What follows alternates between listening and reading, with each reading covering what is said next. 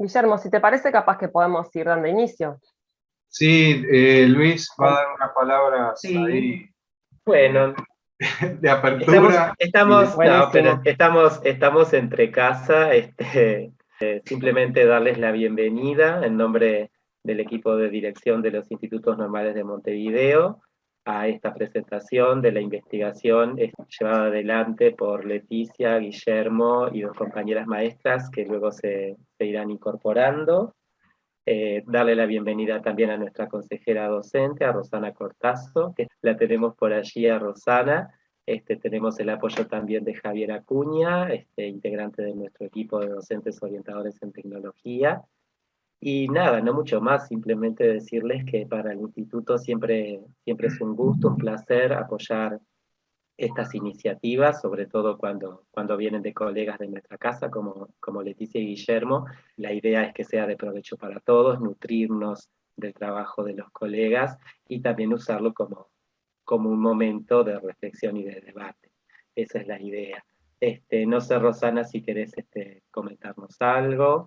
Agradecer la invitación para estar hoy acá y bueno, y atenta a escuchar lo que los compañeros van a compartir y seguramente después daré una lectura más atenta al producto de esta investigación. Gracias Bueno, por invitarme. bueno, entonces, Guillermo, Leticia, toda de ustedes. Bien. empiezo. Leticia, ¿te animás a compartir ahí ahí empezamos, ¿no? Bueno, también, primero agradecerles la presencia, ¿no? Son tiempos con muchas cosas para hacer. Hoy además parece que Santa Rosa está anunciado o está por ahí.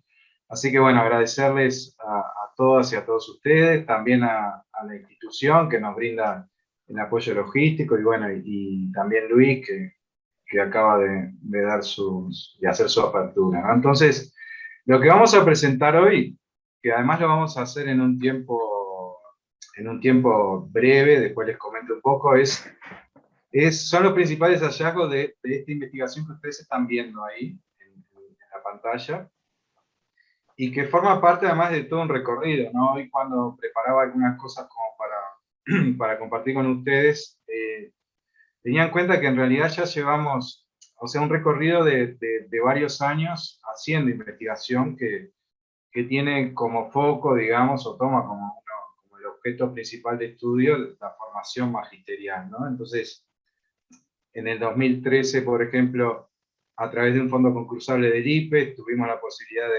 de hacer una investigación acerca de la interiorización de los discursos docentes en los estudiantes.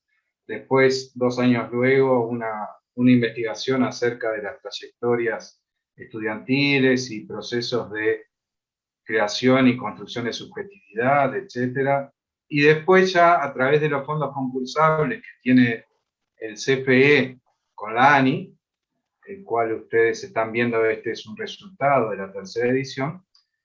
Bueno, participamos en la segunda edición, eso fue en el año 17, entonces ahí investigamos sobre la construcción de la identidad de maestra, sobre todo en dos momentos, en la práctica preprofesional y luego en los primeros años de inserción, lo que se conoce como maestras noveles.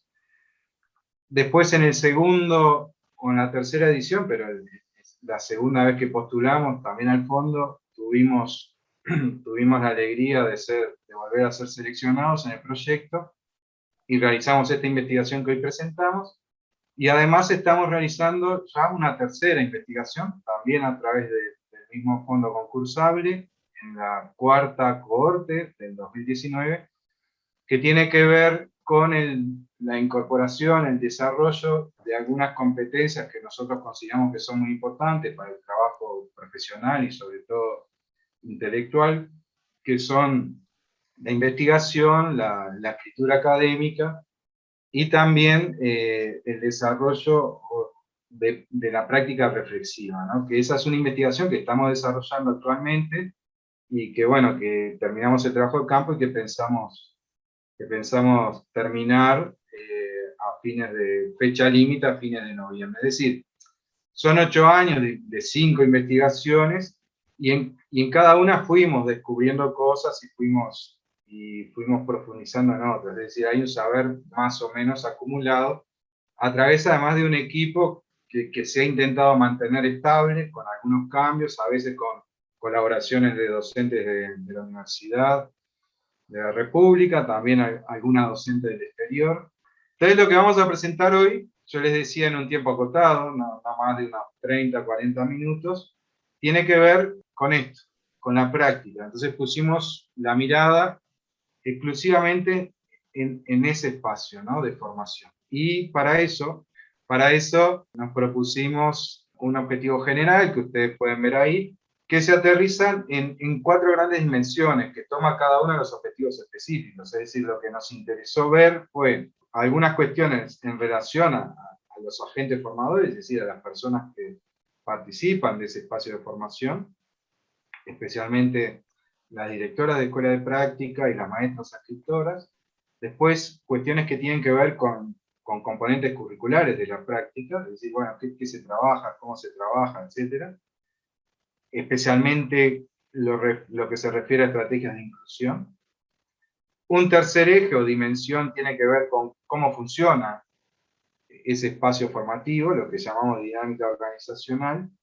Y por último, también pusimos la mirada en algunas posibilidades o algunos espacios que se pueden abrir a cambiar algunas cuestiones de cómo se está trabajando o cómo se están realizando las prácticas preprofesionales y posibilidades de mejora, ¿no? Entonces, lo que vamos a presentar a continuación va a ser cada una de estas dimensiones en relación a cada objetivo específico. Lo vamos a hacer, como decía, de manera general. Leticia también les comentaba que ustedes tienen ahí el link del informe. En el informe, por supuesto, todo esto se desarrolla muchísimo más, porque nuestra idea es seleccionar algunas cosas que nos parecen importantes para compartirlas a efectos de, si hay tiempo e interés, generar un diálogo, ¿no? Porque, bueno, estas son cosas que de alguna manera tienen que ayudar a pensar y tienen que provocar, ¿no?, cuestiones que lógicamente tienen que ver con la práctica profesional y sobre todo desde una perspectiva que a nosotros en particular, el equipo y nuestra línea de trabajo nos interesa, que es el cambio educativo, ¿no?, que es un poco lo que subyace a todas estas instancias que hemos tenido de investigación y que estamos desarrollando. Para eso entonces nos vamos a ir turnando con Leticia. Leticia es compañera investigadora, forma parte del equipo, también en esta investigación, en otras anteriores y en la que estamos realizando, participan otras personas, son equipos diversos, es decir, a mí siempre nos interesa integrar egresadas recientes como manera de incorporarse al mundo de la investigación y hacer también una experiencia de formación e investigación, y bueno, hoy no pueden estar con nosotros, pero sí formaron parte y forman parte de estas investigaciones. Bueno, algunas cuestiones básicas metodológicas. Esta fue una investigación que se refiere a Montevideo, ¿no? En este caso, trabajamos solamente con Montevideo.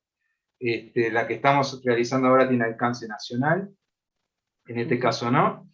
Y realizamos, desde una mirada cualitativa, realizamos un trabajo de campo que se desarrolló desde septiembre del 19 a mayo del 20.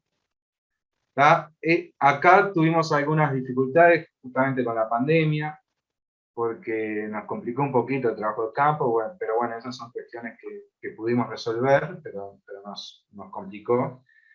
Realizamos 7 entrevistas a inspectoras, es decir, a directoras de escuela de práctica también, y después grupos de discusión con estudiantes.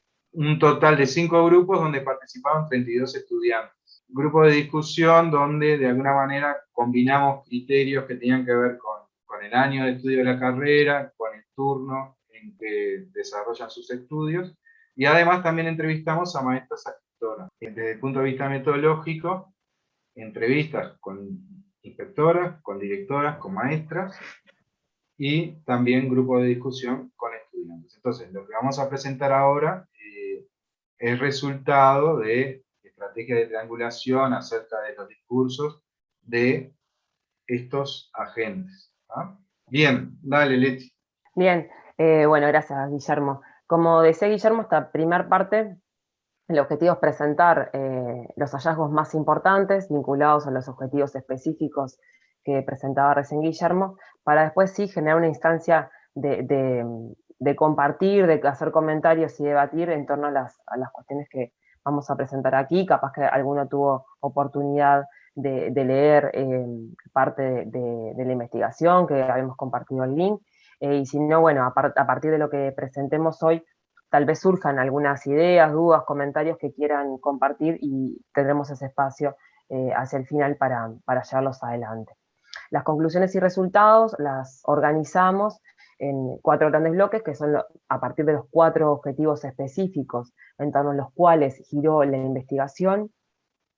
El primer objetivo específico hace anclaje en los agentes formadores, siendo el objetivo específico justamente establecer las características de los roles formadores, las características de las figuras de referencia y tener en cuenta la percepción del estudiantado sobre estos agentes formadores. Entonces, aquí en el cuadro que tenemos a la derecha tenemos las características de los roles formadores. Inspectoras, cuerpo inspectivo, ¿no? Supervisores de primer y segundo orden, ahí tenemos las inspectoras y las directoras, y las maestras. Donde aquí aparecen diferentes roles y diferentes funciones que cumplen.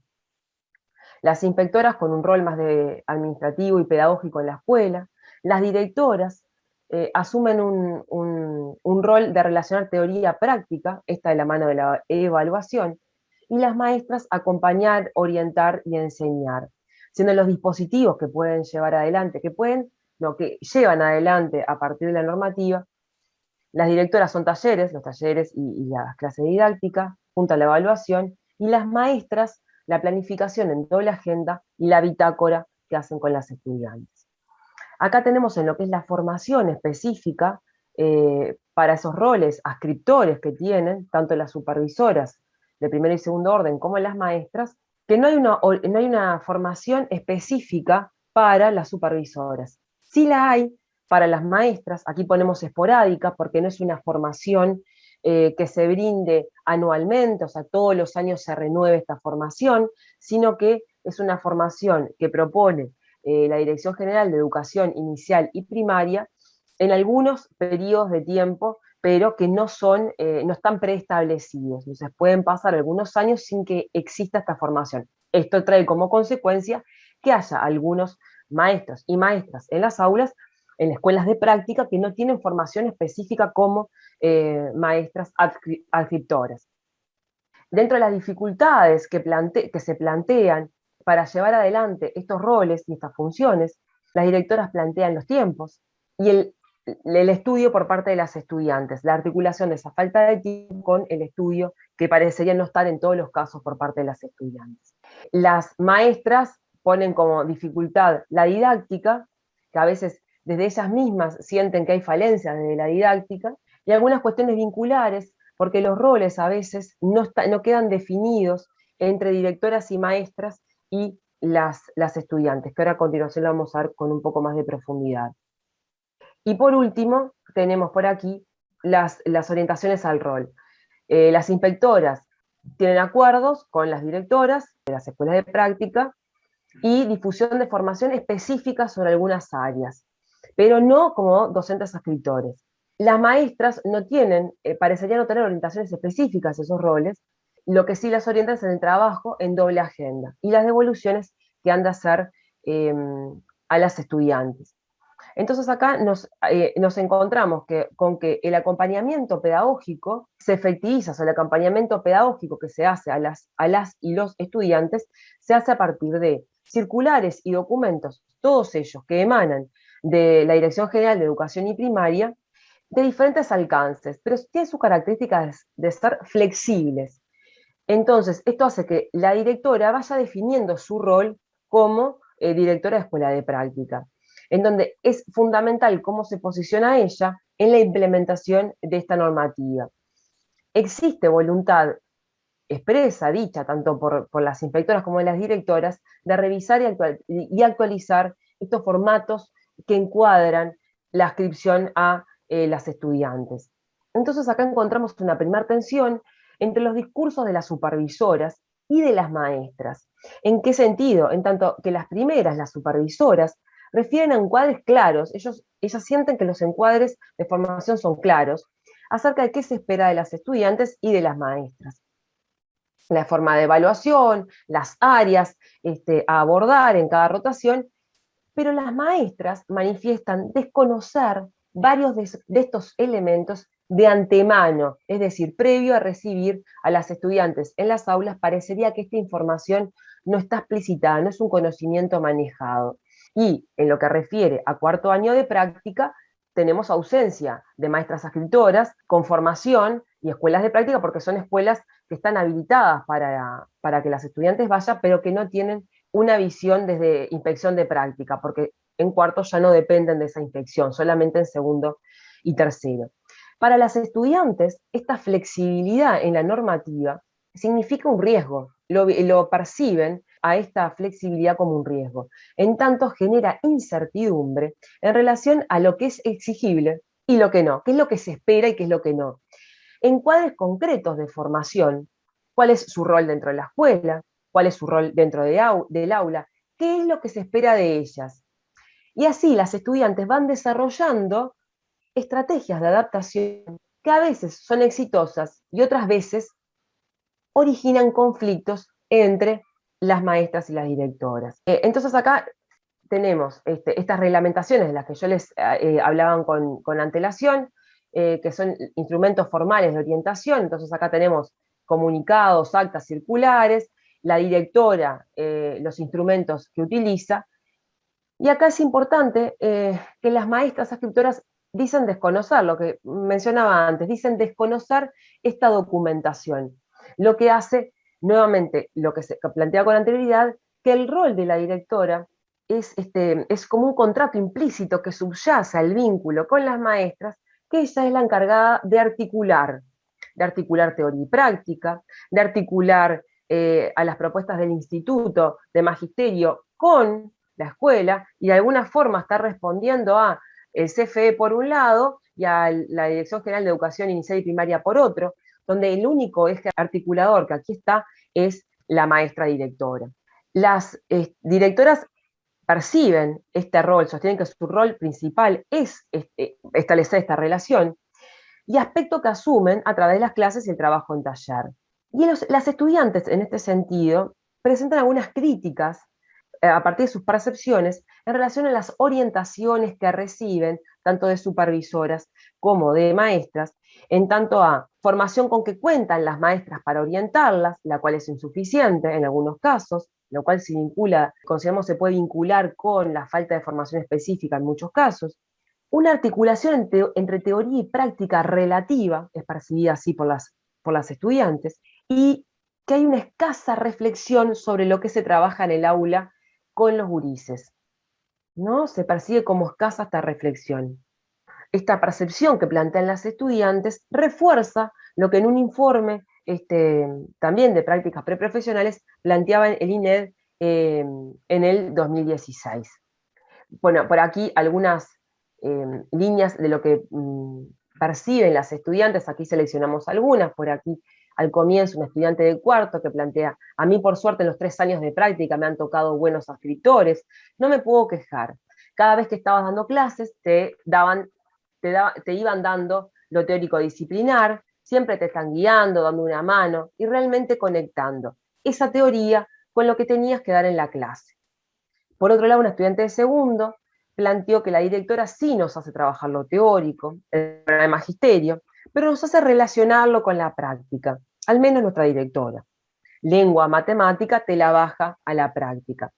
Aquí tenemos en estos discursos cómo queda muy a merced de la directora de práctica, de la formación que ésta tenga y de la voluntad que ésta tenga para poder hacer esta articulación, donde sí, varias de las estudiantes plantean buenas experiencias, pero hay otras que constituyen la mayoría donde se plantean estas críticas que mencionábamos con antelación. Después, en relación al segundo objetivo específico, que tiene su anclaje en los componentes curriculares, siendo el objetivo conocer y analizar componentes curriculares, que forman parte de las prácticas preprofesionales, pero haciendo especial énfasis en las estrategias que se implementan para incluir al alumnado con barreras para el aprendizaje y la inclusión. Entonces aquí, en este cuadro, todos estos cuadros forman parte de la publicación, ahí los pueden encontrar también. Tenemos nuevamente entre los agentes, directoras, maestras y estudiantes. El plan magisterial es conocido por las directoras como componente curricular, como articulación que hacen entre estas dos partes, pero es desconocido por las maestras ascriptoras. La totalidad de las maestras ascriptoras desconoce el programa de magisterio.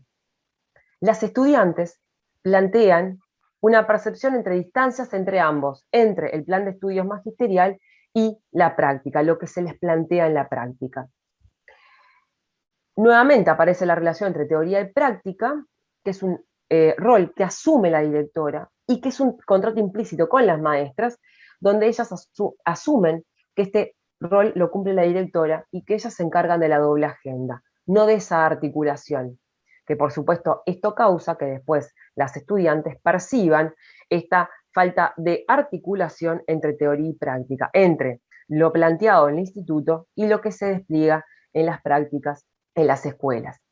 Y por último, y no menos importante, porque aquí vamos a entrarnos un poquito más, está el tema de la inclusión. Entonces acá las directoras, desde lo discursivo, plantean su adhesión al diseño universal de aprendizaje.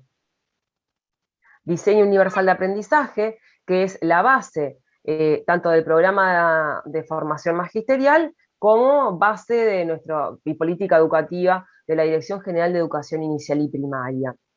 Pero se dan contradicciones en el propio discurso, que ahora vamos a ver cuáles son. Las maestras escritoras también, desde su discurso, se plantean contradicciones y tensiones en cuanto a los significados que les dan al DUA, al Diseño Universal de Aprendizaje, y al concepto de inclusión que manejan, en relación a lo que teorizan de algún modo y lo que narran que llevan a la práctica, entran en contradicción. Las estudiantes plantean desconocer qué es el DUA, el Diseño Universal de Aprendizaje.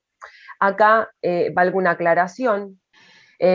Las estudiantes, si bien no conocen este significado de DUA, y acá está la salvedad de que la materia, seminario de aprendizaje e inclusión, donde se deberían trabajar estos conceptos, está en cuarto año de la carrera de MEP, tampoco es abordado como parte de las materias con antelación.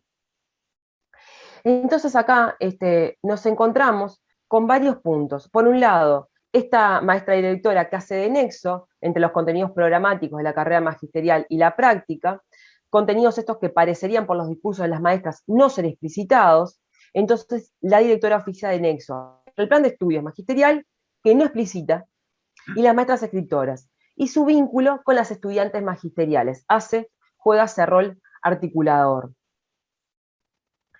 Y en lo que refiere a las prácticas de inclusión, esto de que todas las docentes, tanto directoras como maestras escritoras, refieren al DUA, al Diseño Universal de Aprendizaje, esto se contradice con las prácticas que manifiestan llevar adelante, de atención a casos individuales, de mencionar niños diagnosticados. Y esta distancia que ellas plantean desde lo discursivo es claramente percibida por las practicantes, que si bien no mencionan el DUA, sí explicitan la importancia, las estudiantes, de brindar oportunidades de aprendizajes a todas y a todos, sin individualizar el niño diagnosticado, el niño con problemas. Esto entra en tensión con las orientaciones y lo que observan en las clases, lo cual es congruente con varios de los discursos docentes, para quienes la inclusión implica pensar en sujetos puntuales, sujetos diagnosticados y no en todos. A pesar de la propuesta inclusiva que tiene el PEIP, el Programa de Educación Inicial y Primaria, y donde ellas refieren a que para trabajar con todos tienen que trabajar, hacer adaptaciones y adecuaciones de la currícula con esos niños. Entonces acá, siguiendo con la parte de inclusión, las maestras expresan probar estrategias con el alumnado. Y estas estrategias que prueban con el alumnado es lo que comparten con las practicantes. Y a esto lo que subyacen son prácticas intuitivas para incluir a los gurises. Por eso manifiestan no orientar a las estudiantes al respecto, quedando así la inclusión en un plano de experimentación y de prueba, y no desde el planeamiento. Y por ende, no orientan el despliegue de prácticas inclusivas, porque o bien manifiestan no contar con estrategias para trabajar con la heterogeneidad, o bien manifiestan no contar con la formación. Las maestras escritoras explican que orientan sobre prácticas inclusivas, mencionan la planificación, modalidades de agrupación de niños. Aparecen titulares a modo de deber ser y deber hacer, pero faltantes de contenidos, acerca de cuáles son las prácticas inclusivas que despliegan y cómo por ende orientan a las estudiantes, y cómo realizan y orientan a las estudiantes en planificación desde el DUA, aparece ausencia de esto. Entonces aquí compartimos algunas voces de inspectoras, directoras y maestras en relación a estos temas. La inspectora plantea, en estas escuelas hay muchos niños en situación de inclusión con acompañante. Situación de inclusión. Es bueno que el estudiante presencie el mismo territorio donde se están viendo todas las singularidades. El estudiante magisterial, ¿no? Hace referencia. De hablar con los acompañantes, ver qué propuestas les da al maestro. Hay un camino muy grande por recorrer para que realmente se instale el DUA, como realmente tiene que hacerse. Hay que conectar más educación especial con común y sobre todo con práctica. Todavía falta, y debe partir de nosotras, de las orientaciones de las inspectoras que tiendan a una única propuesta con varias entradas, lo que es el DUA. Eso todavía no está, estamos lejos de eso. Entonces fíjense ya desde el discurso, aparece un discurso fértil desde la inclusión, desde el trabajo con DUA, pero ya desde allí se plantea, no la imposibilidad, pero la falta de herramientas. Otra maestra, una maestra directora, plantea el DUA se trabajó, pero no en profundidad, no dan los tiempos. Otra plantea el DUA no lo trabajamos mucho, porque creemos que el trabajo que hace el maestro no se aleja de eso, como si de algún modo formara parte. Es simplemente profundizar en un registro a modo individual. Y acá vemos el discurso de las maestras. Una maestra plantea, no se trabajó focalizando en eso. Esta maestra plantea, no se trabajó focalizando en eso, tenemos niños de inclusión en el aula yo les mostraba cómo se trabajaba en función de, pero no es que mirá, esto se hace así, vamos probando y viendo lo que nos sirve. Es un tremendo desafío, dice otra maestra. Nunca un grupo es homogéneo, cada niño es un mundo. Entonces, partimos de la base de que todos los niños son diferentes. Cuando uno tiene en la clase un niño que tiene un diagnóstico de inclusión específico, cuando los tenés, porque a veces no los tenés diagnosticados, implica una adaptación curricular. Entender que ese niño tiene un recorrido por otro lado, no es una receta. Para tal inclusión se desarrolla esto, sino que con el mismo diagnóstico la inclusión es diferente. Ven como en el mismo discurso de los docentes aparece esta tensión que mencionábamos al inicio. En tanto la maestra plantea que su grupo nunca es homogéneo, da lugar a esa heterogeneidad, que cada niño es un mundo, pero luego individualizan el sujeto y no en el todo. Y que esto es lo que se orienta a las estudiantes luego, donde aparece la adaptación curricular como parte de esa planificación, en lugar de una planificación en clave de DUA, que era una de las cuestiones que planteaba la directora anterior.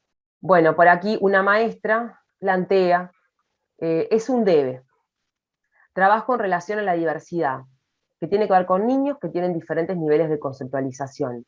Pero en cuanto a la inclusión, es muy difícil. Pero sí me parece que lo intento, pero me desbordo. Siento que no puedo. Creo que me falta formación en esto. Oriento a los estudiantes en atender a esa diversidad. La inclusión para mí es atender a los niños con TEA y cosas así, discapacidad. En esta parte no sé qué hacer. Entonces, acá ven como en los discursos que fuimos seleccionando un poco, lo que intentan es echar luz a esto que estamos diciendo, como en esos discursos, en esos mismos discursos, aparecen estas tensiones entre Bueno, sí incluimos, sí trabajamos con DUA, pero cuando se narran las prácticas y cómo orientan las estudiantes, es cuando aparece una suerte de inclusión como el minusválido, el que no puede, el que hay que adaptar la currícula. Y cuando en el principio del DUA, desde el momento que estoy adaptando la currícula para uno, lo estoy excluyendo, porque no forma parte de la propuesta de todos. Pensar la educación en clave de DUA implica trascender justamente estas adaptaciones y adecuaciones curriculares, y acá se identifica esta tensión. Las docentes, tanto inspectoras, directoras, como maestras, expresan la importancia del DUA, pero explican que para llevarla adelante es importante planificar adecuaciones o adaptaciones, y el DUA no implica adaptar.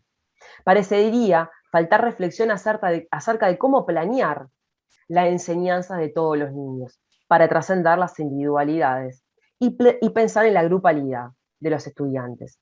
Estas dudas que se identifican en los discursos docentes son percibidas por las practicantes, ya que todas expresan no recibir orientaciones para trabajar con los niños diagnosticados, y menos aún trabajar en clave de DUA, que implica trascender las individualidades para pensar en el grupo y brindar oportunidades a todas y todos, y a cada una desde la identificación de las barreras para el aprendizaje. Pero sí en el discurso el concepto de inclusión vinculado a la minusvalía. Estos niños terminan siendo excluidos desde el discurso, en tanto tenerlos en el aula implica excluirlos de las actividades que se les propone al grupo todo, porque requieren adaptaciones.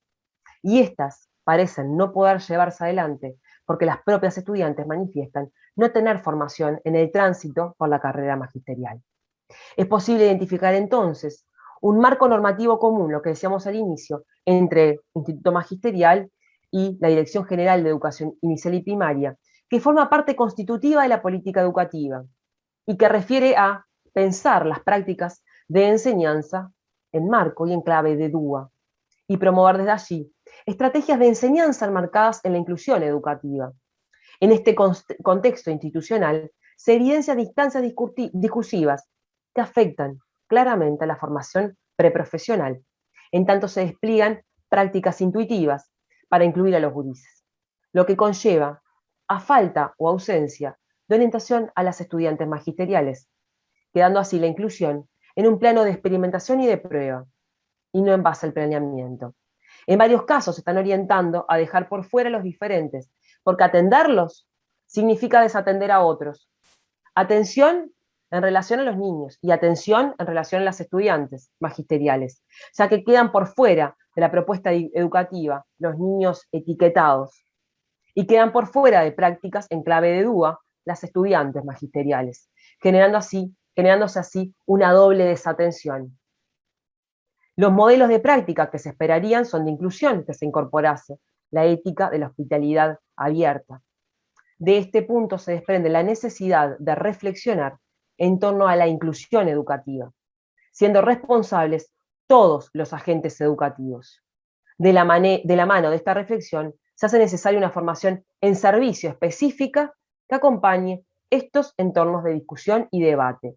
Formación en servicio que es demandada tanto por las supervisoras de primer y segundo orden y por las maestras. Una formación específica, una formación en servicio específica para escuelas de práctica, en clave de docentes que reciben a futuras docentes. Aquí seleccionamos, para cerrar este objetivo, los discursos de algunas estudiantes, algunas de cuarto y otras de segundo. Atender las necesidades de todos, no dejar a nadie fuera, concepto de inclusión que maneja este estudiante. Tiende a ser igualdad de oportunidades para todos. La primera dice: en las escuelas en las que he estado no he tenido más que algún caso de TEA. Tener que incluir, dice la estudiante, dijo, también excluye. ¿Por qué tengo que decir que soy inclusiva si la escuela es para todos? Atender a la diversidad, sí, lo hacemos siempre. Una estudiante de segundo planteó respetar las individualidades y los diferentes ritmos de aprendizaje. Por eso decíamos al comienzo, en el cuadro, que el significado de inclusión de las estudiantes es amplio. A diferencia, tal vez, del que va apareciendo luego en los otros agentes formadores. Damos paso entonces, Guillermo, si te parece, al tercer objetivo específico. Y el tercero, como habíamos anunciado al principio, tiene que ver con la dinámica organizacional, ¿no? Con cómo funciona la práctica en sí, ¿no? Ustedes pueden ver el objetivo específico a la izquierda, en amarillo, y yo me voy a centrar en algunas cuestiones que nos parecen relevantes, porque algunas también Leticia ya las adelantó, ¿no? En este sentido, con esta tabla, mejor dicho, ustedes pueden ver en la primera fila los ejes discursivos sobre los cuales construimos interpretación y categorías, digamos, ¿no? El primero tiene que ver con los acuerdos, y esto es parte sustantiva, digamos, de la cultura magisterial, es decir, los acuerdos entre directoras especialmente es el marco más general para la práctica, como Leticia había anunciado, y yo ahora reafirmo, en la investigación anterior habíamos hecho un análisis bastante exhaustivo de la documentación, o de las circulares, mejor dicho, que son elaboradas del lado de la inspección o de la supervisión. Si bien seguramente no llegamos a todas, porque trabajamos con las circulares que las inspectoras nos ofrecieron, lo que sí habíamos notado, entre otras cosas, era la amplia flexibilidad, los márgenes de flexibilidad que había desde esas circulares para realizar las prácticas en las escuelas, lo que en definitiva deja librado a lo que allí sucede, a los acuerdos que puedan lograr las directoras o realicen las directoras en sus reuniones de coordinación, ¿no? Lo que esto hace también, dos cosas más, ¿no? Una que Leticia también anunciaba, que para los estudiantes el campo de práctica es un campo muchas veces de incertidumbre, de no saber cómo manejarse frente a determinadas cuestiones que ocurren, y lo segundo, que también las estudiantes lo transmiten muy claramente, es que la práctica es un mundo de diversidad, es decir, depende de qué escuela te toque, con qué directora, etcétera, etcétera, ¿no? Entonces, los acuerdos suelen ser entre directoras y a veces entre directoras y maestras. Una cosa interesante también es que en ningún momento se presenta la participación estudiantil, ¿no? Es decir, las estudiantes en este caso aparecen como espectadoras. Cuando conocen esos marcos más generales, entonces no participan en las decisiones desde ese lugar, ¿no? Lo que hace pensar en otras cuestiones, pero eso viene más sobre el final. ¿Qué hacen las estudiantes en las prácticas, ¿no? Y acá aparecen otras cosas interesantes que pueden ayudar a pensar y también a discutir algunas cuestiones. Lo primero, lógicamente, trabajan en el aula, es decir, dan clase y así van aprendiendo, ¿no? Parte del oficio. Pero también muchas de las cosas que hacen, o de las actividades que realizan, tienen que ver con emergentes y con cuestiones que son extraaulinas, ¿no?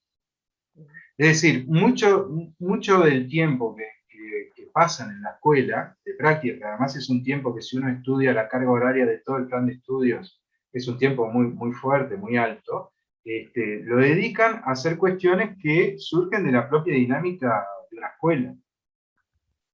Y eso a veces es bien tomado, porque todo es aprendizaje en una escuela, lógicamente, pero a veces también puede ser origen de algunos conflictos.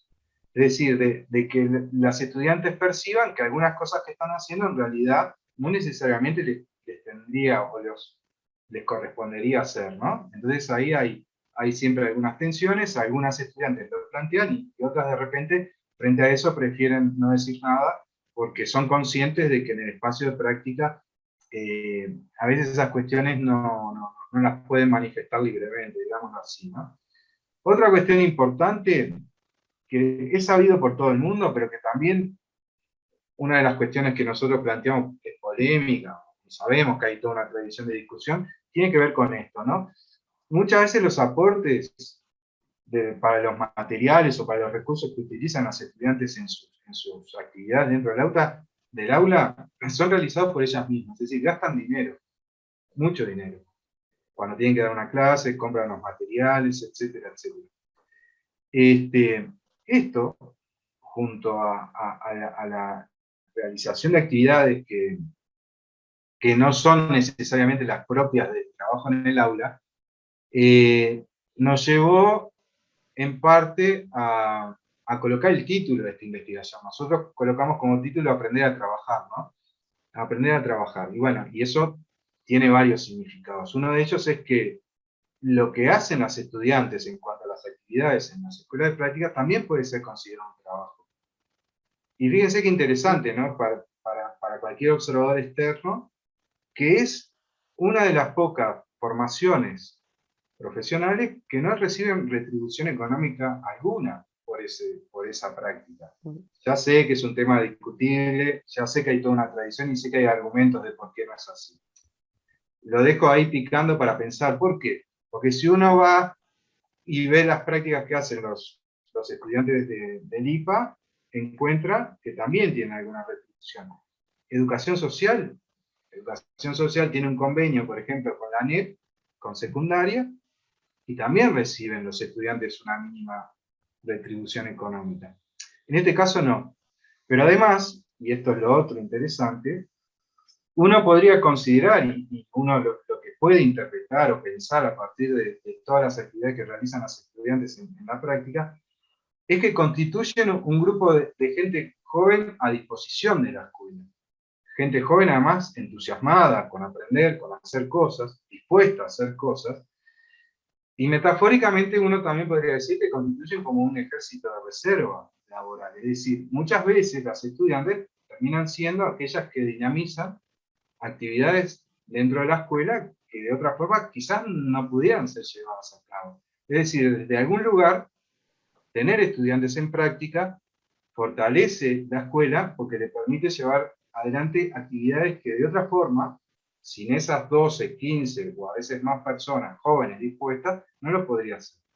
La toma de decisiones, que además establece, es un aspecto que tiene que ver con las relaciones de poder, suele ser, lógicamente, o suele estar focalizada en la directora, y a veces en relación a las maestras asessoras. Tampoco aparecen aquí las estudiantes, no participan de esa toma de decisión, en general. En general.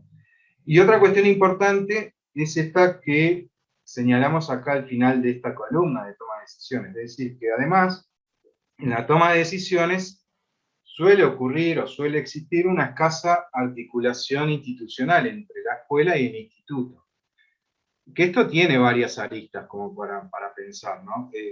Una de ellas, que las estudiantes lo saben desde que empiezan sus prácticas, digamos, cuando no era virtual, es que son dos mundos aparte, son dos mundos diferentes, y así lo viven. Pero además son dos mundos diferentes desde el punto de vista institucional, porque las escuelas de práctica, al depender del SEI, tienen su propia manera de organizarse y sus propias normativas, etc. Y la formación en el instituto, al depender del Consejo de Formación en Educación, tiene también su propia dinámica institucional. Entonces, claro, esa dificultad o escasa articulación tiene consecuencias muy importantes en la formación de las estudiantes. Y es uno de los nudos o de los puntos críticos que nosotros colocamos en el informe al final, ¿no? Sobre todo por varias razones que después en todo caso las menciono o las mencionamos. Pero bueno, acá hay un nudo, digamos, ¿no? Dos mundos apartes, institucionalidades diferentes, dinámicas muchas veces diferentes, y que más allá de la excelente voluntad que puedan tener las directoras de fortalecer esa articulación, en los hechos es débil, porque no alcanza con ir al instituto a dar la clase de didáctica, no alcanza con reunirse cuando estamos presencial, con reunirse a coordinar el instituto, digo, necesitamos mucho más. Necesitamos mucho más. Otro aspecto importante que nosotros focalizamos, además de la planificación, es la evaluación en esto de la dinámica, ¿no? Y preguntamos, bueno, ¿y cómo evalúan? ¿No? Entonces, bueno, las directoras y las maestras nos comentaban de la existencia de algunas planillas y rúbricas. Hay diversidad de herramientas para evaluar, según cada escuela. Hay diversidad de criterios, por lo tanto, y además hay poco conocimiento por parte de las estudiantes de esos instrumentos de evaluación. En algunos casos ellas dicen que sí, que la directora les comparte cómo van a ser evaluadas, etc. Pero en muchos otros casos no.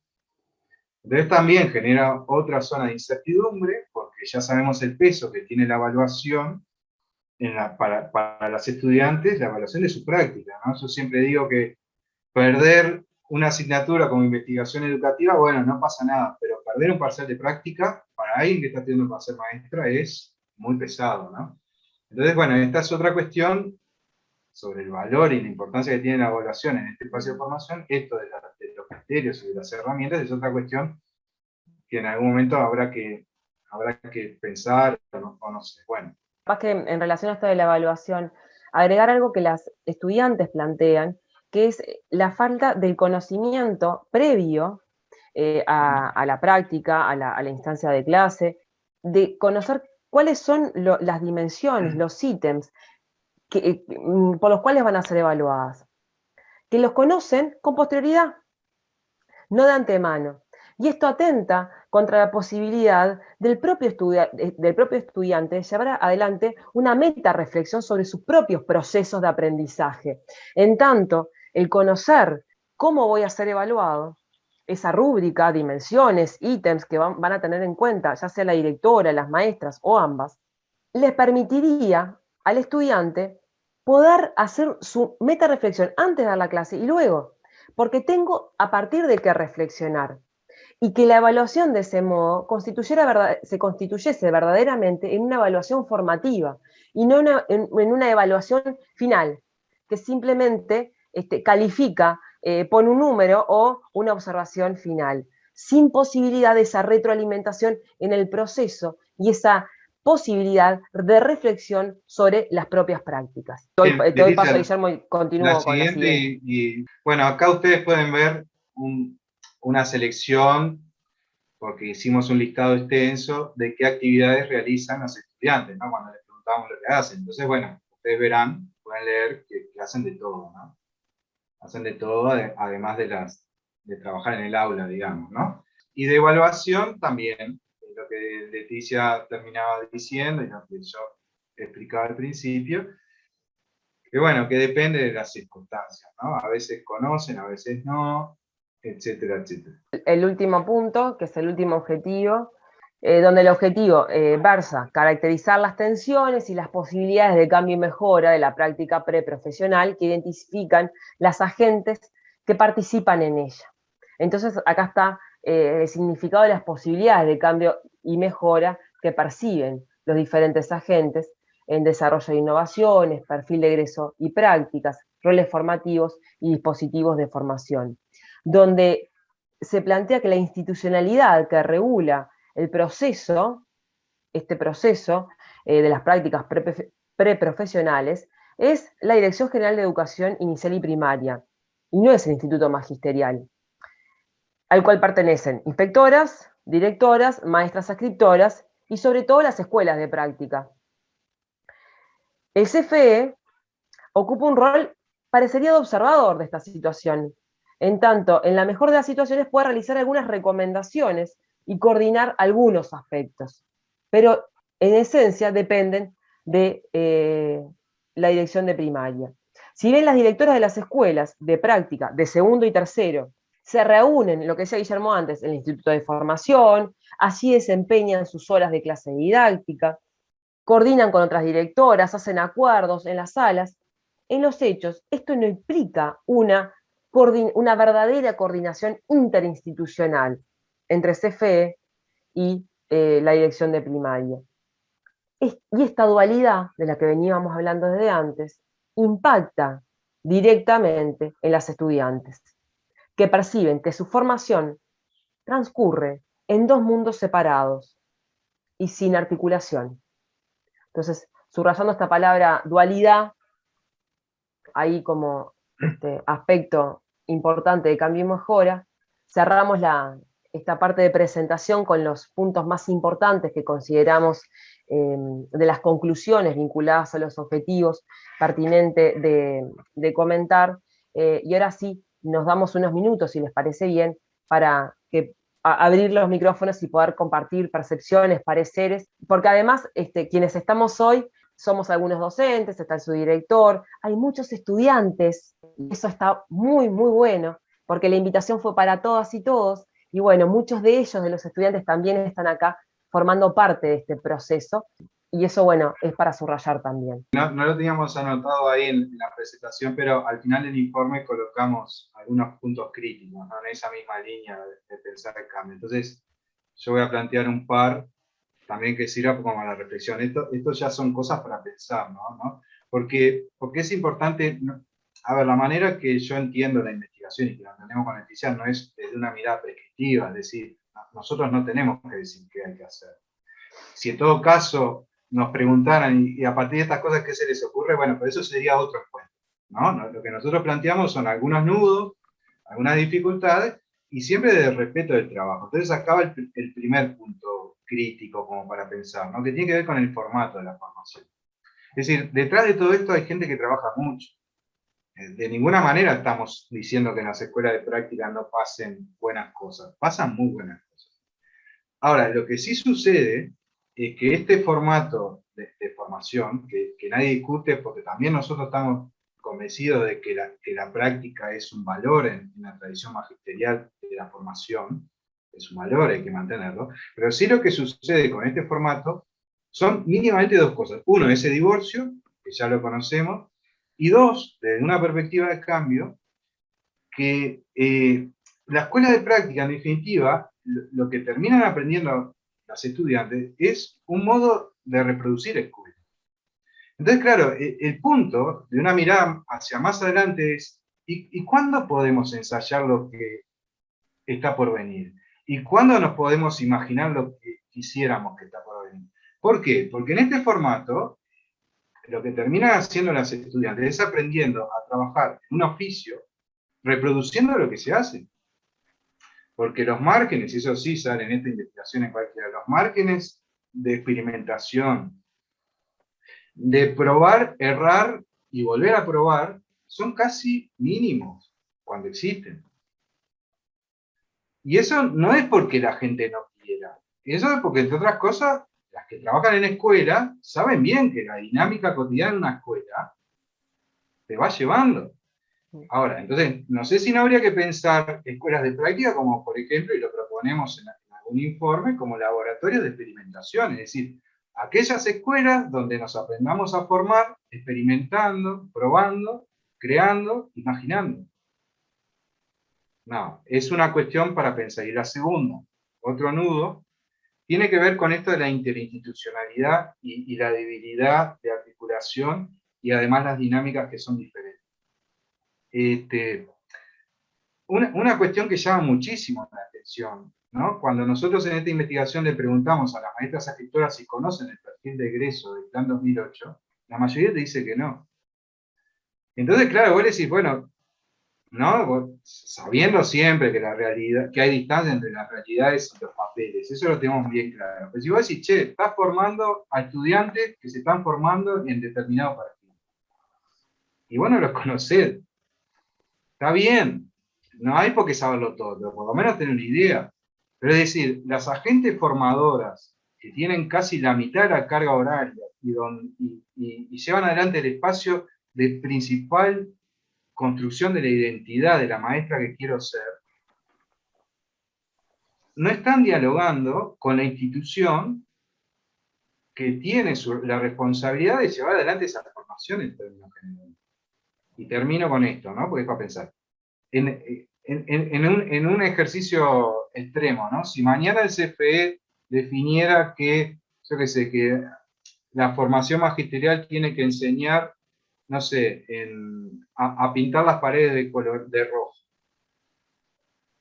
¿Qué pasa si primaria no está de acuerdo con eso? O si primaria la sigue pintando de blanco. ¿Se entiende? Es un decir, es decir, también para definir las políticas de formación, este formato genera dificultades. Bueno, y hay otros, pero está.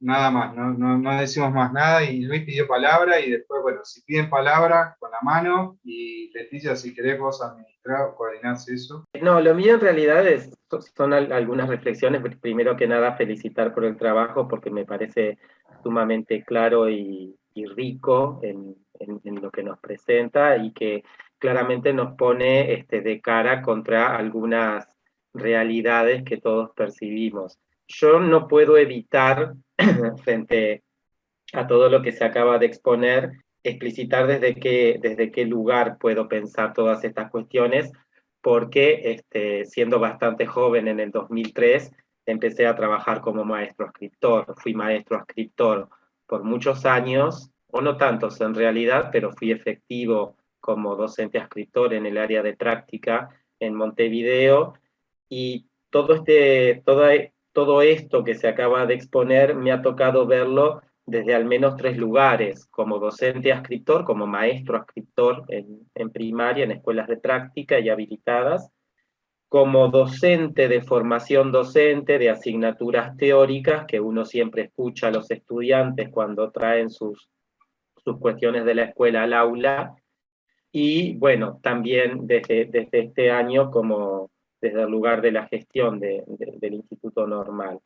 Y claramente lo que parece estar en la raíz de todo es esto que los colegas acaban de plantear acerca de la falta de articulación y los problemas que se dan en esa doble pertenencia, digamos, en esa interinstitucionalidad.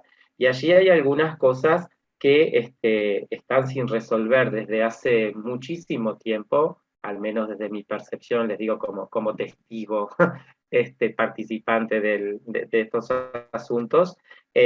Por ejemplo, la primera vez que se dictó un curso de formación de escritores fue en el año 2007, ¿sí?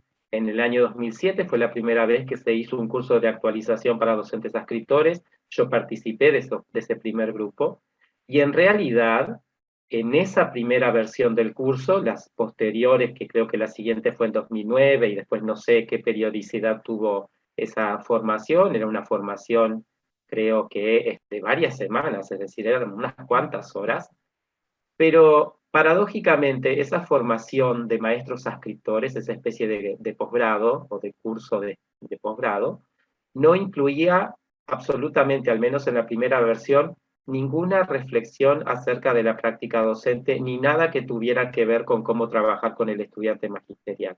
En la primera versión, la actualización de maestros escritores fue pura y dura actualización disciplinar, en lengua, en matemáticas, en sociales, en naturales y en artística. Pura y dura actualización disciplinar, lo que hacía suponer, visto con el tiempo, ¿no?, que más que nada era potenciar la imagen del maestro escritor como modelo. Lo mirás y aprendés de él, hacés las cosas como él o algo así. Luego, cuando 3 años después, en el 2010, se hace, después de muchísimo tiempo, a nivel de primaria, un concurso para efectivizar a los escritores, porque la mayoría éramos en ese momento interinos por aspiraciones. Cuando se hace un concurso, ese concurso es un concurso de méritos en el que no había un peso que tuviera que ver específico de vinculación a la formación docente o algo así. Entonces, el escritor que se va construyendo es un escritor que básicamente está marcado por ser un maestro con mucha experiencia y que la viene llevando en práctica, no mucho más ni mucho menos que eso. Y luego, rapidito para terminar, la doble pertenencia institucional, ¿sí?, no se observa solamente en las estudiantes, sino también en las directoras de práctica, porque las directoras de práctica son docentes de los institutos normales o de los IFDs, pero ese lugar les viene dado con el cargo de directora de práctica, pero ¿a quién responden? A la inspección de práctica. Lo mismo los maestros ascriptores. Entonces, la inspectora que visita al maestro ascriptor lo evalúa como ascriptor, muchas veces sin acuerdos previos o sin diálogos previos con la formación docente. Y con las directoras pasa algo similar, al menos desde mi punto de vista. Responden jerárquicamente a primaria, y coordinan, como decía Guillermo, coordinan en el instituto, y está la sala de didáctica 1, la sala de didáctica 2 y todo lo demás, pero en definitiva la línea jerárquica es con primaria. Entonces esta dualidad sigue existiendo y tiene un marco que desde mi punto de vista se ha vuelto esa dualidad una cosa crónica ya, que exige un replanteo profundo. Simplemente eso. Gracias, Luis. Rosana pidió la palabra. Antes de eso, y Ahí está Manuela. las que sufren eso son las estudiantes. Acá hay unas cuantas. Si te pudieran contar, claro, porque nosotros más o menos la piloteamos, pero el hilo se corta por ahí, ¿entendés? Rosana, dale. Bueno, felicitarlos, la verdad que un gusto estar en esta instancia. Obviamente traen a la reflexión situaciones que nos interpelan constantemente y al cual desde mucho tiempo a la fecha no hemos podido dar algunas respuestas satisfactorias o que promuevan una serie de acciones que dirijan hacia otros rumbos la relación entre estos dos mundos y estas dos instituciones. Entiendo que lo comparto, el análisis, y obviamente surge de la investigación, pero es un dato que es fácilmente constatable, esos dos mundos y esas dos instituciones, pero teniendo claro, y la verdad que mi experiencia, más allá de ser docente de los institutos normales en algún periodo de mi vida, me reafirma últimamente, es que quien tiene la predominancia es, en este caso, la Dirección General de Educación Inicial y Primaria. Porque si uno lo mira en teoría, decimos, bueno, hay una articulación entre las instituciones, el maestro adscriptor, el director, tiene un vínculo con los institutos de formación docente, sea el Instituto Normal u otros institutos del resto del país, pero es una pertenencia física, va a un espacio de coordinación, pero no hay una pertenencia real. Quien define la vinculación es la dirección de primaria, y los maestros se deben a esa definición y no a lo que se discuta, analice o articule desde los institutos de formación docente. Y ese es un problema que está como culturalmente arraigado, que es bastante difícil de ver cómo moverlo, y bueno, y termina luego saliendo como emergente, en una visión muy economicista que a veces tenemos, quién paga, ¿no? Cómo se pagan las prácticas, quién es el que define las funcionalidades en una institución y otra, y eso parecería ser como la llave que permite decir quién tiene la potestad en definir eso. Obviamente que un maestro adscriptor no conozca el plan de estudio de los estudiantes que está recibiendo es un dato que nos interpela, seguro que nos interpela. Que faltan formaciones para el rol de adscriptor en términos generales, creo que es un lugar por donde podríamos empezar a pensarnos, porque romper algunas lógicas institucionales a veces son muy difíciles. Entonces, bueno, pensarnos en cómo formar a los adscriptores en un concepto más amplio de lo que significa la adscripción, el rol de tutorear, acompañar a nuestros estudiantes. Y otra cuestión que la mencionaba y que yo la creo y la comparto, es cómo autonomizar la práctica de los estudiantes de magisterio para hacerla más compatible con otras prácticas de otros docentes o educadores, porque en unos casos, pensando en profesorado, que es, digamos, del palo que tengo más idea, tiene que ver con una necesidad del sistema. El sistema necesita a esos estudiantes, y entonces como el sistema los necesita, les paga, ¿no? Pero en este caso yo creo que en relación a la práctica del último año, sobre todo, que el estudiante pueda ser más autónomo en la toma de decisiones, es una clave que también tendríamos que ver cómo priorizar. Obviamente, me quedo muy contenta con el trabajo, lo voy a leer en más detalle, pero bueno, muchos desafíos por delante, y obviamente todos tenemos responsabilidades distintas en estos desafíos. Creo que destacando algunas cosas que planteaba tanto Luis como Rosana ahora, y que se pueden retomar, por supuesto, Luis remarca desde su experiencia como maestro escritor, desde su rol como docente de los institutos normales, como desde su rol actual, la percepción de esta dualidad, desde los diferentes roles por los que ha transitado, donde la formación que se le brinda a los maestros adscriptores va de la mano de aspectos más disciplinares. Y por otro lado, Rosana ahora nos plantea la importancia de una formación en adscripción, cómo acompañar a esos estudiantes. Dualidad que la estamos compartiendo acá, que es percibida por los supervisores, que es percibida por las maestras y que es percibida por las estudiantes. También comparto esto que dice Rosana, en que todos también tenemos algo de vínculo con esto que está sucediendo y de alguna manera todos podemos ir haciendo algunas cosas, pero son muy chiquitas las cosas que podemos hacer. Acá hago referencia a que yo también tengo mi experiencia como docente, soy egresada a los institutos normales, trabajo aún como maestra, pero trabajo también en el magisterio y coordino con las directoras de práctica como profesora de lengua.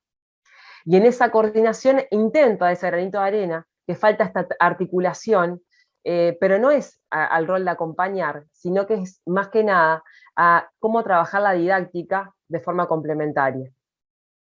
Pero esa formación que está faltando como escritores, en el 2019 hubo un intento de hacer un dispositivo de formación específica para maestros y directores a escritores desde el IFS. Hubo un intento porque, bueno, antes del cambio de gobierno se intentó hacer un dispositivo, no se pudo llevar adelante, y bueno, luego hubo cambios en la formación en servicio, y no se pudo llevar adelante. Pero bueno, en un momento se intentó pensar por lo menos en un dispositivo de formación en servicio específico para.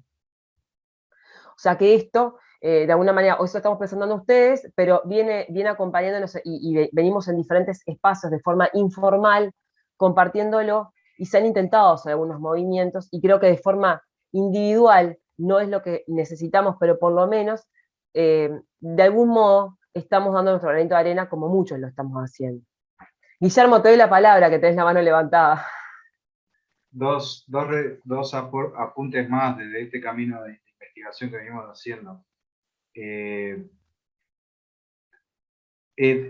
Capaz que en algún momento habría que ser más audaz y repensar todo el sistema de formación. Eso yo estoy de acuerdo con lo que plantea Rosana, y yo a Rosana la entiendo y la aprecio, y entiendo que las institucionalidades son difíciles y todo, pero ya que nosotros nos dedicamos a soñar como investigadores, y no tengo un rol institucional como lo tenés vos, Rosana, yo creo que en algún momento habría que pensarlo, imaginarlo, ¿no? Porque lo que nos muestra, y hay evidencia un montón, y no es necesario a veces ni hacer investigación, porque las propias vivencias de ustedes, que han tenido práctica, que son maestras, etcétera, lo dicen, que la formación está totalmente desregulada, que es un campo de incertidumbre, que no hay tiempo para pensar, no hay tiempo para pensar. Esa es otra cosa que estamos viendo ahora en esta investigación. Es decir, estamos teniendo egresadas que cuando vos le preguntás en qué momento reflexionaste sobre tu práctica, hacen silencio. Hacen silencio. Y son las maestras que se van a recibir dentro de un tiempito. Y son las maestras crítico-reflexivas, ¿no?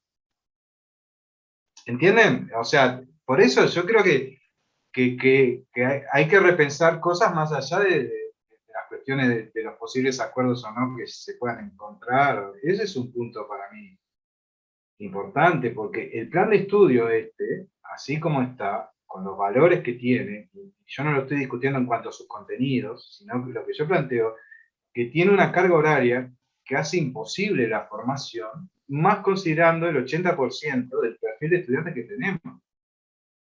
Hace imposible, entonces. Más allá de los contenidos, ¿no? Y cómo lo diseñemos. Mantener esa dualidad y esa carga horaria de la teoría, como le llaman las estudiantes en el instituto, y la práctica, que es lo que hago en la escuela, mantenerlo así nos va a seguir produciendo personas que no tienen tiempo ni para estudiar ni para pensar sobre su práctica. Y yo creo que esas cosas, y acá termino, Cristina, perdón que pediste la palabra, y nosotros hablamos mucho. Yo creo que esas cosas son claves. Y termino, ¿no? Cuando uno discute un plan de estudio, ¿no? Por ejemplo, ahora con el cambio de autoridades hay una discusión, etcétera.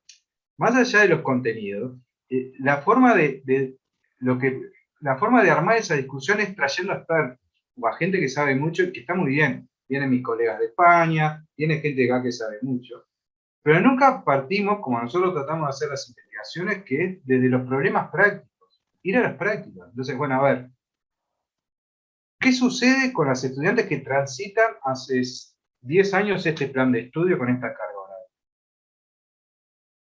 Eso no se tiene en cuenta nunca, es decir, lo pensamos de lo que debería ser, pero nunca pensamos lo que debería y podría ser a partir de lo que es.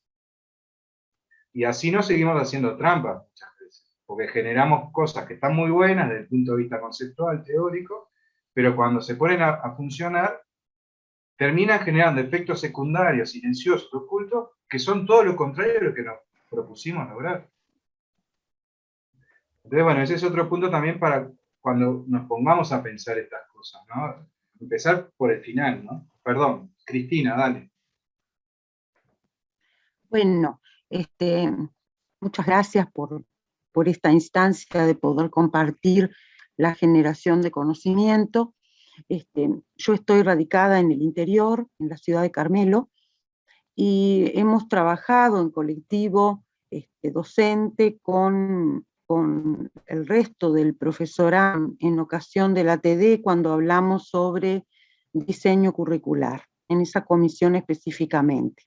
Y compartimos lo que ustedes presentan en relación del desafío de la interinstitucionalidad, esa articulación entre educación primaria y educación inicial y primaria y formación docente, pero por otro lado, esto desde mi punto de vista, yo me pregunto qué lugar se les otorga en la formación docente a los docentes adscriptores, qué tanto se los valoriza, en qué instancias esos docentes adscriptores son recibidos en formación docente. No, a mí una cosa que, primero felicitarlo porque yo creo que por la poca experiencia que tengo en magisterio, estoy en segundo año recién, pero tengo experiencia universitaria, creo que este tipo de investigaciones hacen falta en magisterio.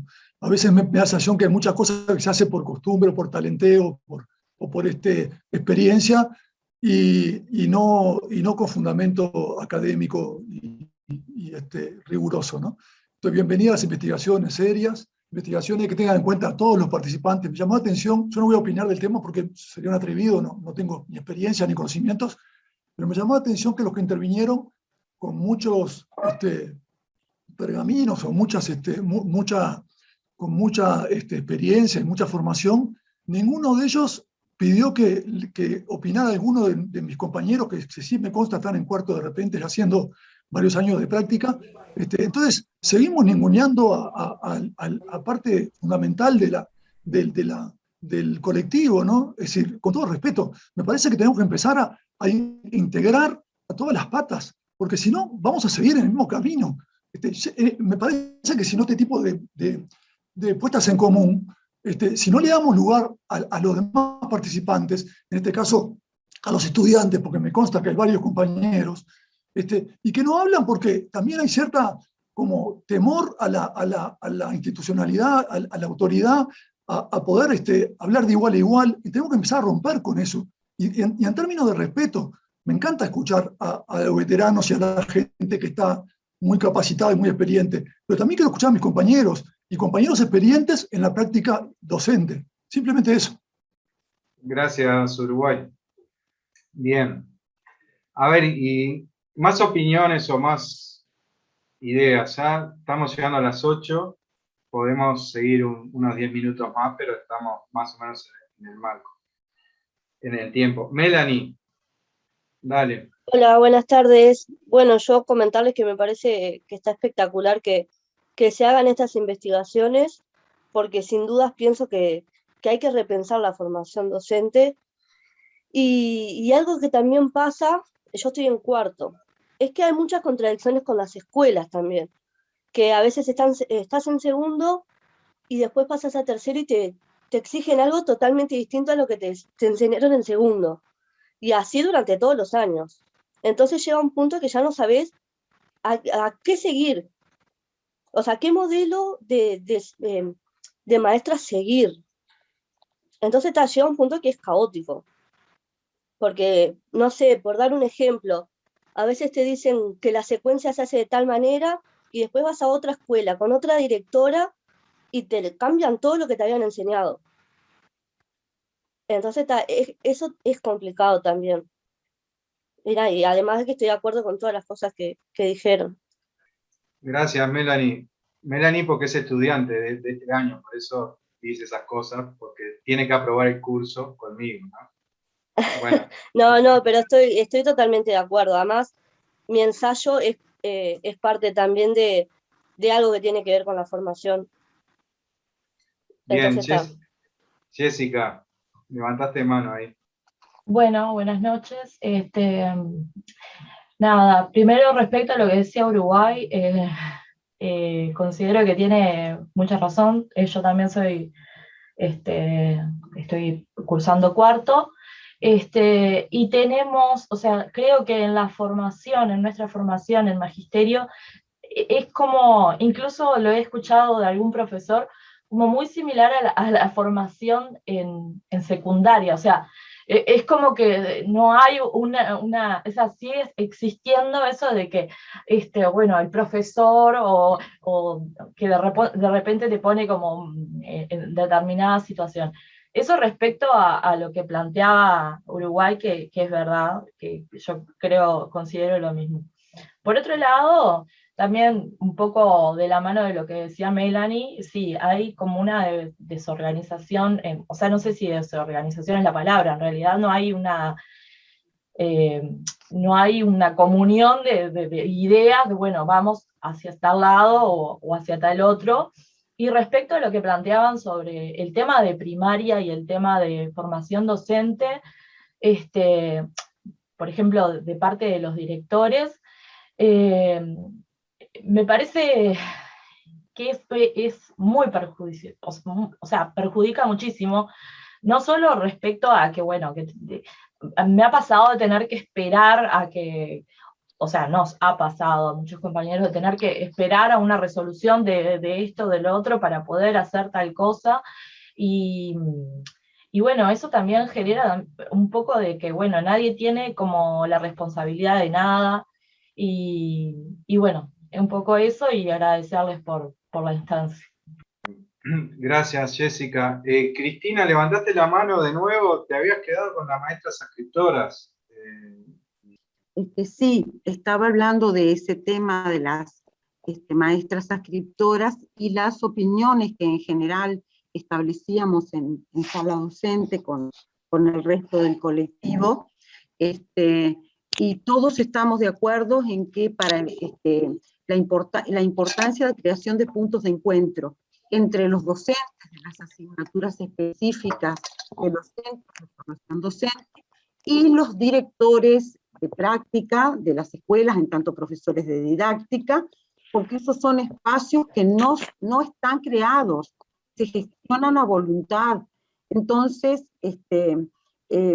además se consideró fundamental para las áreas, sobre todo para lengua y matemática, que existieran acuerdos en relación con eso.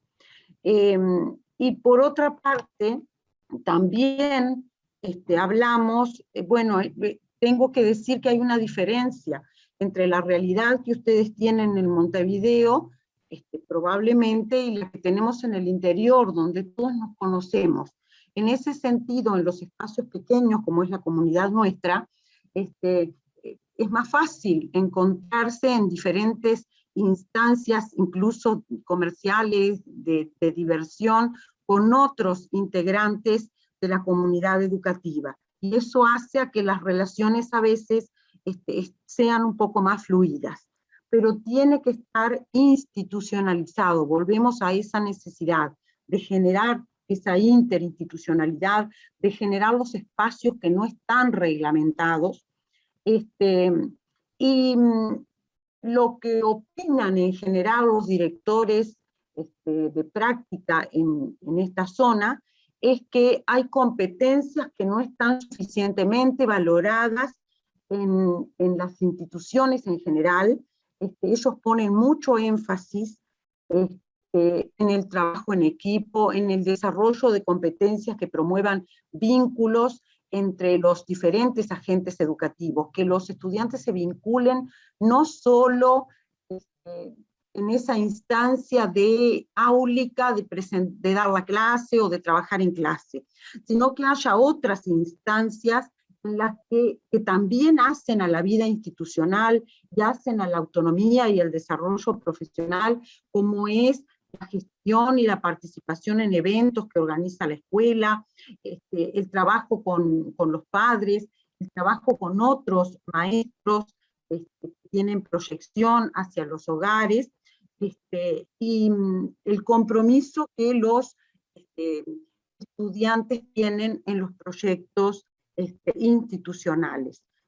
En general, desde el colectivo de los directores de práctica, esas competencias que tienen que ver no solo con el enseñar y el estar directo con el niño, sino con toda la labor docente y la complejidad que tiene, los vínculos, eso que hace a la pedagogía, los vínculos en general con agentes e instituciones, lo valorizan mucho en la institución, en la evaluación de la práctica, y lo valorizan incluso en el hacer diario cuando conversan con los estudiantes. Sería muy interesante poder plantear esto a nivel de colectivos o de instituciones más pequeñas, replicar este tipo de investigaciones tan valiosas. Gracias, Cristina. Verónica, pediste palabra y después yo iba a decir algo más también. Sí, sé que estamos en el cierre, pero primero, bueno, felicitar por el proyecto de investigación. Seguramente siempre en educación lo más importante es generarnos más preguntas que respuestas, ¿no? En esto que planteaba la compañera desde la formación docente, ¿no? ¿Qué concepciones tenemos desde el rol? Porque el rol de un docente siempre tiene que estar sustentado por esa búsqueda. Seguramente no vamos a encontrar esa linealidad en las instituciones educativas porque la educación es un hecho humano. Entonces, saber a dónde tenemos que ir a hacer esas búsquedas. Sin duda, estoy de acuerdo y adhiero que la formación docente tiene que cambiar, que tiene que modificarse, que tenemos que dejar las chacras, la balcanización, todas esas cosas bueno, que son el currículum oculto, como también tiene que surgir eso en las instituciones. Pero que también las escuelas de práctica no pueden ser esas islas, que los docentes y los alumnos de formación docente tienen que hacer prácticas en escuelas de educación especial, en escuelas aprender, en escuelas que no queden en la cercanía del Instituto de Formación Docente, porque entonces esa no es la realidad de la que después vamos a darle a ese docente titulado el aula, ¿no? Entonces, pensar en esos hechos transversales, el docente tiene que ser un excelente comunicador, tiene que tener un trabajo desde las habilidades socioemocionales y desde el autoconocimiento. O sea, hay una cantidad de competencias que tienen que ingresar en la malla curricular, pero además tiene que estar encarnado en los docentes de formación docente, porque si no tenemos la malla curricular, hay intersticios donde si estamos convencidos que la práctica profesional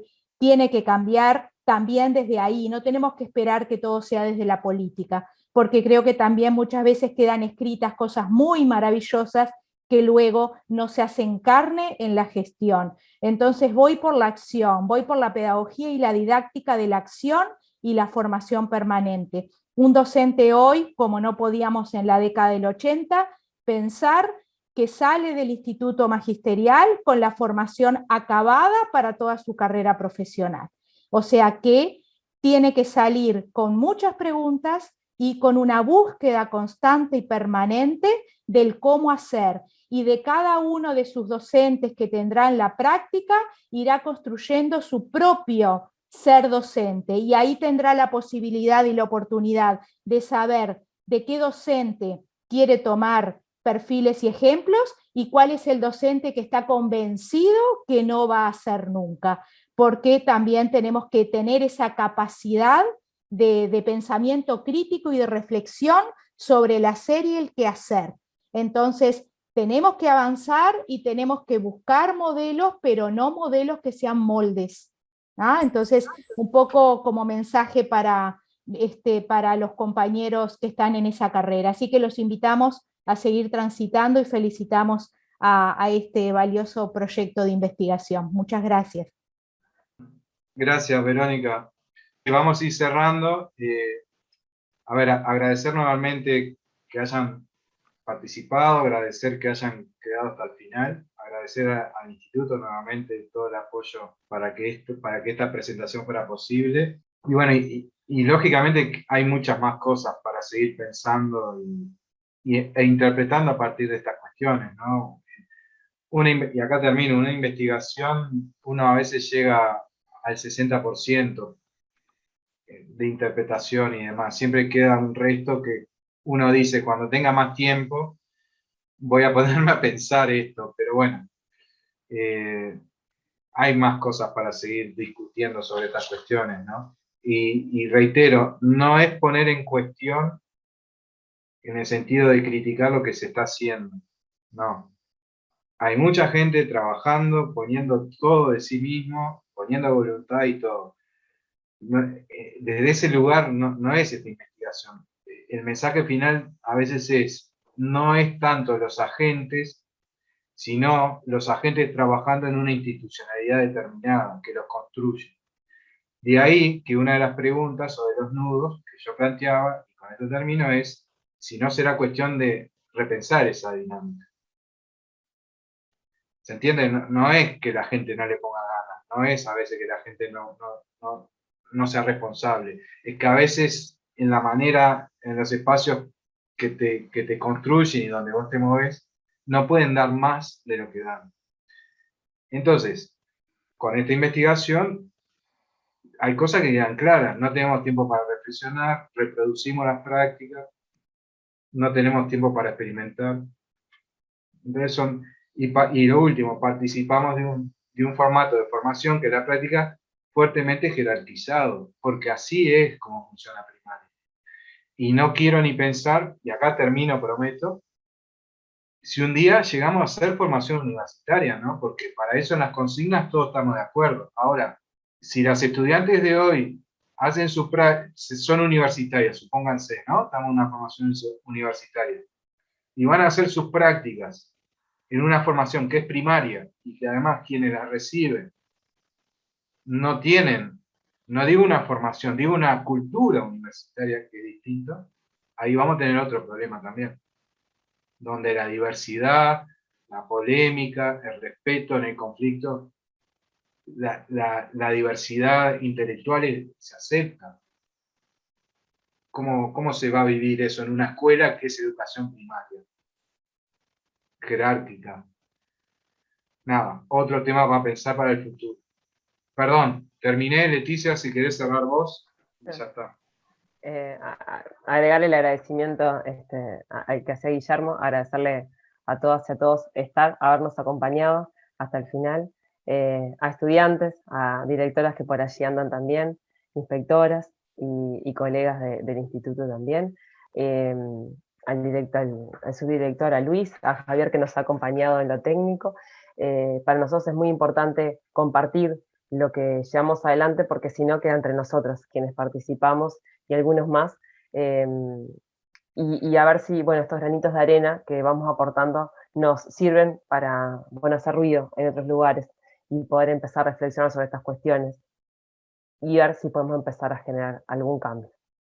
Así que bueno, muchas gracias nuevamente.